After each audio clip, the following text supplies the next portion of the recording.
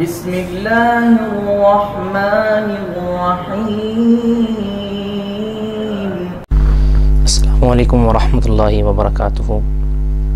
الحمد للہ وحدہ والصلاة والسلام علی من لا نبی بعد، اما بعد فاعوذ باللہ السمیع العلیم من الشیطان الرجیم من ہمزہ ونفخہ ونفثہ، بسم اللہ الرحمن الرحیم۔ قتل الانسان ما اکفرہ۔ حضرات، ہماری بات چل رہی تھی سورۃ عبس پر، اور اس کی آیت نمبر 17 سے لے کر انشاءاللہ 22 تک ہم آج تلاوت کریں گے، اس کا ترجمہ پڑھیں گے اور ہلکی پھلکی انشاءاللہ اس کی تفسیر بھی ہوگی۔ تو آپ تھوڑا سا قرآن کی اس ترتیب کو ملحوظ خاطر رکھتے ہوئے پچھلی آیات کو ذہن میں رکھیں کہ جس میں مالک ملک نے ارشاد فرمایا ہے کہ ہم نے اس قرآن کو نصیحت بنایا ہے، اب جو اس سے نصیحت حاصل کرنا چاہتا ہے وہ حاصل کر لے۔ اور قرآن پھر اللہ رب العزت نے پھر لوح محفوظ میں جو اس کو فضیلت عطا فرمائی ہے اس کو بیان کیا۔ پھر ایک بگڑے ہوئے انسان کی اللہ رب العزت نے نقشہ بگڑے ہوئے انسان کا اللہ نے نقشہ کھینچا ہے کہ جو انسان اللہ رب العزت کی ان آیات سے روگردانی کرتے ہوئے اللہ کی نافرمانی میں بڑھ جاتا ہے۔ تو رب تعالیٰ فرماتے ہیں قتل الانسان ما اکفرہ، کہ انسان قتل کا معنی ہلاک ہو گیا، تباہ ہو گیا، ملعون ہو گیا۔ الانسان انسان، قتل الانسان انسان ہلاک ہو گیا۔ ما کس قدر، ما کا معنی کس قدر، اکفرہ وہ ناشکرہ ہے، ما اکفرہ کس قدر وہ ناشکرہ ہے۔ پوری آیت کا ترجمہ یہ بنے گا قتل الانسان ما اکفرہ، کہ انسان ہلاک ہو گیا وہ کس قدر ناشکرہ ہے۔ کس کا ناشکرہ ہے؟ اللہ تعالیٰ کا۔ یعنی اللہ رب العزت نے اس کو اتنی نعمتوں سے نوازا ہے، کس طرح ناشکرہ ہے اس کی بھی اللہ رب العزت نے پوری وضاحت اپنے اس قرآن کے اندر اگلی آیات کے اندر فرمائی ہے کہ اس نے ناشکری کس طرح کی ہے۔ فرمایا من کا معنی سے، من کا معنی سے، ای کون سی یا جون سی، ای کون سی شیئن چیز سے، من ای شیئن کون سی چیز سے، من کا معنی سے، ای کون سی شیئن چیز، کون سی چیز سے، خلقہ اس نے پیدا کیا ہے، اس کو، اس نے کس نے پیدا کیا؟ اللہ تعالیٰ نے پیدا کیا ہے اس کو، کس کو؟ انسان کو۔ فرمایا کہ انسان کس قدر ناشکرہ ہے، اللہ نے اسے کس چیز سے پیدا کیا۔ یعنی اللہ تعالیٰ لمحہ فکریہ دینا چاہتے ہیں کہ اپنی خلقت پر غور کرو کہ اللہ نے تجھے پیدا کس سے کیا ہے۔ پھر اللہ خود ہی وضاحت کے اندر فرماتے ہیں کہ من نطفتن، من سے، نطفتن نطفہ، یعنی پانی کا ایک قطرہ، اس سے انسان پیدا ہوا ہے، اور وہ ایک عظیم الشان اور عظیم الصفات رب کا ناشکرہ بنا بیٹھا ہے۔ آپ خود پیدا ہوا ہے ایک پانی سے، پانی کے لوتھڑے سے، من نطفتن پانی کا ایک قطرہ، من سے، نطفتن نطفہ، یعنی پانی کے ایک قطرے سے، خلقہ اس نے پیدا کیا اس انسان کو، خلقہ اس نے پیدا کیا اس انسان کو، یعنی اللہ رب العزت نے اس انسان کو ایک پانی کے قطرے سے پیدا کیا ہے۔ آگے فرمایا فقدرہ، پھر اس کا اندازہ مقرر کر دیا۔ اندازہ کس طرح مقرر کر دیا؟ اللہ رب العزت نے ایک پانی کے قطرے سے اس کی خلقت فرمائی، تخلیق فرمائی، پھر وہ مختلف پروسیس سے گزرتا ہوا، کب ایک بار لوتھڑا بنا، گوشت کا ٹکڑا بنا، پھر اس کے اندر پورا جسم بنا، اور اس کے اندر روح پھونکی گئی، پھر اس کو باہر آنے کا رستہ، اللہ نے اس کے اعضاء بنائے، آنکھیں بنائیں، اس کا دل بنایا سوچنے کے لیے، اس کو دیکھنے کے لیے آنکھیں بنائی، اس کو پکڑنے کے لیے ہاتھ بنائے، چلنے کے لیے پاؤں بنائے۔ گویا اللہ رب العزت نے اس کے سارے اندازے مقرر کر دیے کہ اس عمر کے اندر اس کے اعضاء کی کیفیت یہ ہوگی، اس عمر کے اندر اس کی خلقت کی کیفیت یہ ہوگی۔ یہ سارے اندازے اللہ رب العزت نے اپنی رحمت کے ساتھ مقرر کر دیے ہیں۔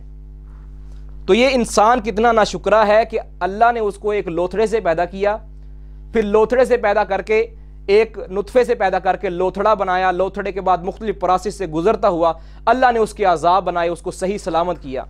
پھر فرمایا ثم السبیل یسرا، پھر السبیل رستہ، ثم السبیل پھر رستہ، یسرہ اس نے آسان کر دیا۔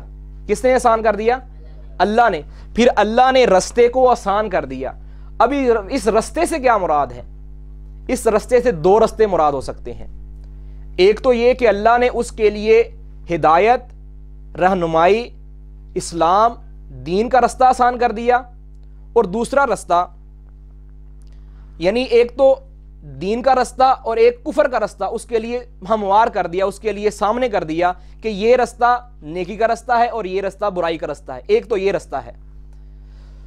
دوسرا رستہ یہ ہو سکتا ہے کہ اللہ رب العزت نے اس کے لیے ہر اچھی بری چیز کے درمیان فیصلہ کرنے کی قوت عطا فرما دی۔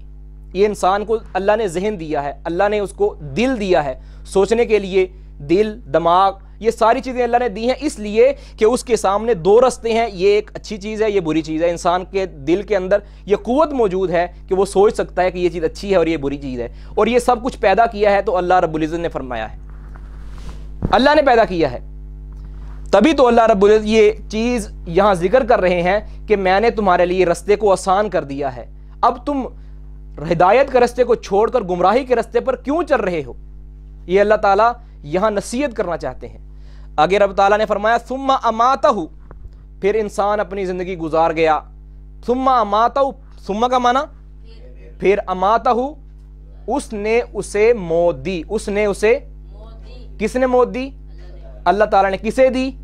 انسان کو، جو اپنی پوری زندگی گزار چکا ہے، جتنے اس کے 60 سال 70 سال 80 سال جتنے اس کے سال تھے اس کی قسمت کے اندر لکھے تھے، اللہ رب العزت نے وہ گزار کے اس کو موت دی ہے۔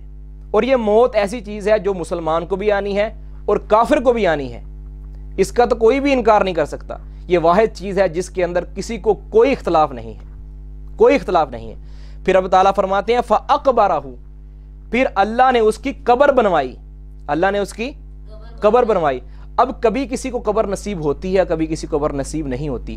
ایک قبر وہ ہے جو ہمیں نظر آتی، ہم دیکھتے ہیں، ایک قبر وہ ہے، ایک قبر اللہ کے نزدیک ہے، اللہ کے نزدیک، کہ جو مر گیا اس کے چاہے جتنے مرضی کروڑوں ٹکڑے ہو جائیں اس کی قبر اللہ رب العزت بنا لے گا، اللہ اس کو اکٹھا کر لے گا، اللہ نے اس کو اگر ثواب یا عذاب دینا ہو تو وہ دے دے گا۔ یہ اللہ رب العالمین کی قدرت ہے، اس کی طاقت کے اندر ہے۔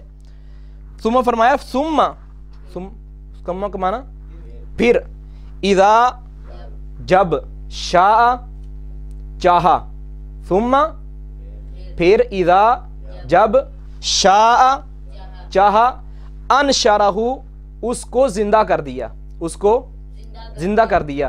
یعنی اللہ تعالیٰ ایک کافر انسان کو جو اللہ کے ساتھ ناشکرا ہے، اللہ کا کفر کر رہا ہے، اس کو یہ ساری نصیحت کر رہے ہیں کہ میں نے تجھے ایک لوتھڑے سے پیدا کیا، نطفے سے پیدا کیا، اس کے بعد تیرے سارے اعضاء درست بنائے، تجھے خیر و شر کی ہدایت فرمائی، اس کے بعد میں نے تجھے تیری زندگی دے کر موت دی ہے، موت کے بعد پھر اللہ کے حضور تیری قبر بنی ہے، اس کے بعد پھر تجھے زندہ بھی کیا جائے گا، اٹھایا جائے گا۔ پھر انسان کو سوچنا چاہیے کہ وہ اللہ کا ناشکرا کیوں بنا ہوا ہے۔ اب انہی آیات کو اللہ رب العزت نے دوسرے انداز میں سورۃ بلد کے اندر فرمایا ہے، الم نجعل لہ عینین ولسانا وشفتین، کیا انسان، کیا تجھے غور کرنا چاہیے، کیا تیری میں نے آنکھ نہیں بنائی؟ دو آنکھیں اللہ نے دی ہیں، اللہ نے زبان دی ہے، ہونٹ دیے ہیں۔ اللہ تعالیٰ فرما رہے ہیں کہ میں نے تجھے یہ ساری چیزیں دی ہیں، پھر تو میرے ساتھ ناشکرا کیوں بنا بیٹھا ہے؟